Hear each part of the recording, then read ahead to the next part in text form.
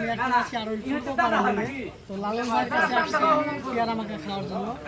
তো ভাই দাদু ভাই পেয়ারা আর একটা দাদু ভাই পেয়ারা এই যে বিট লবণ আছে, ধনের গুঁড়িয়া সাথে আছে ঝালের গুঁড়িয়া, আচ্ছা আচ্ছা, এই যে পিওর কাসুন খুব সুন্দর। আর আছে তেঁতুলের টক, এই যে তেঁতুলের টক আচার যাকে বলা হয়। আমাদেরকে একটু খাওয়ানো যাবে কি? হ্যাঁ অবশ্যই, কেন নয়। তো দেখতেই পাচ্ছেন ভাই কত সুন্দরভাবে পেয়ারাগুলোকে সুন্দর করে কেটে নিল, আর এখন স্পেশাল একটা মশলা কাসুন্দি দিয়ে দিচ্ছে।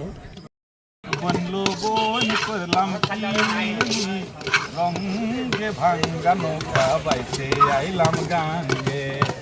ঠিক চলবে? দেন দেন।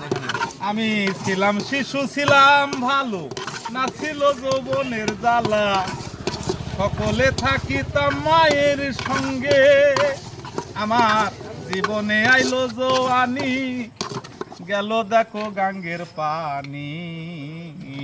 মানুষ একদিন মিশিবে মাটির সঙ্গে, ভাঙ্গা নৌকা বাইতে আইলাম গাঙ্গে।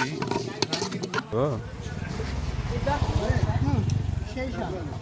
তো যারা এখনো পূর্বপাড়া মোড়ে পেয়ারা মাখা খাননি, তারা অবশ্যই আসবেন লালন ভাইয়ের কাছে, একদিন ট্রাই করবেন, অনেক সুন্দর।